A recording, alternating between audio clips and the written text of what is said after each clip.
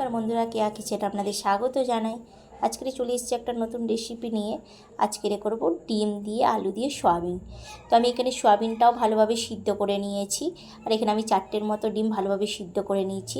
এখানে আমি পেঁয়াজ, এখানে টমেটো আর ওখানে আলু কেটে নিয়েছি। দেখুন ভালোভাবে আলুগুলো ছাড়িয়ে কেটে নিয়েছি। তো দেখতে থাকুন, নিশ্চয়ই আপনাদের ভালো লাগবে। তো আমি এখানে কড়াইটা বসিয়ে দিয়েছি। কড়াইয়ের মধ্যে আমি সাদা তেল দিয়ে দেব।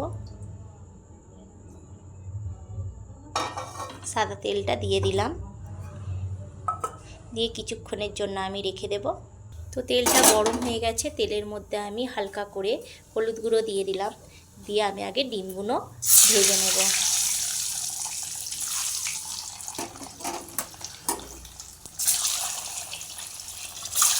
ডিমগুলো হালকা করে আগে ভেজে নিতে হবে। তো ডিমগুলো আমি হালকা করে ভেজে নিয়েছি। তো ডিমগুলো এবারে আমি তুলে নেব। তো ডিমগুলো তুলে নিয়েছি। তো এই তেলের মধ্যে আমি সয়াবিনগুলো ভালোভাবে ভেজে নেব। আপনারা চাইলে নাও সয়াবিনটা ভাজতে পারে। তো লাল লাল করে একটু সয়াবিনগুলো আমি ভালোভাবে ভেজে নিতে হবে। তো সয়াবিনটা আমি লাল লাল করে ভেজে নিয়েছি। আমি সয়াবিনটাও এবারে আমি তুলে নেব। তো এই কড়াইয়ের মধ্যে আমি আর একটু তেল দিয়ে দেব।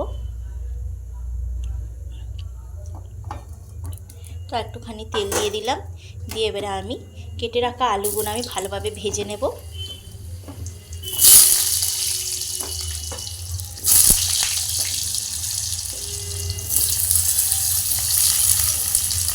তো আলুগুলো আমি লাল লাল করে আগে ভেজে নেব। তো আলুগুলো আমি লাল লাল করে ভেজে নিয়েছি। তো এর মধ্যে আমি একটা পেঁয়াজ কেটেছিলাম দিয়ে দেব, আর একটা টমেটো কেটেছিলাম দিয়ে দিলাম। দিয়ে পেঁয়াজ আর টমেটোটা আমি ভালোভাবে আলুর সাথে ভেজে নেব। তো পেঁয়াজ টমেটোটা আমি ভালোভাবে ভেজে নিয়েছি। তো এর মধ্যে আমি ভেজে রাখা সয়াবিনগুলো দিয়ে দিলাম, দিয়ে ভালোভাবে একটু নাড়াচাড়া করে নেব। তো এর মধ্যে আমি 1 চামচের মতো নুন দিয়ে দেব। তো ভালোভাবে নুনটা ভালোভাবে নাড়াচাড়া করে নিতে হবে। তো এখানে আমি 1 চামচের মতো আদা রসুন বাটাটা দিয়ে দিলাম। 1 চামচের মতো হলুদ গুঁড়ো দিয়ে দিলাম। হাফ চামচের মতো আমি জিরে গুঁড়ো অ্যাড করলাম, আর একটু গোলমরিচের গুঁড়ো আমি দিয়ে দিলাম। সামান্য মতো আমি হাফ চামচেরও মতো লঙ্কা গুঁড়ো দিয়ে দিলাম, দিয়ে ভালোভাবে একসাথে সব ভালোভাবে কষিয়ে নেব। তো এর মধ্যে আমি ভেজে রাখা ডিমগুলো দিয়ে সব একসাথে কষিয়ে নেব। তো ভালোভাবে আমি কষিয়ে নিয়েছি। তো এর মধ্যে আমি 1 বাটির মতো জল দিয়ে দিলাম, দিয়ে অল্প আছে আমি কিছুক্ষণের জন্য ঢাকা দিয়ে রেখে দেব।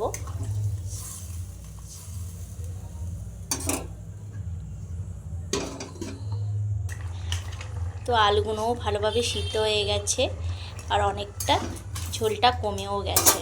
তো আমি এর মধ্যে এবারে গরম মশলা একটু দিয়ে দিলাম, দিয়ে এবারে আমি নামিয়ে নেব।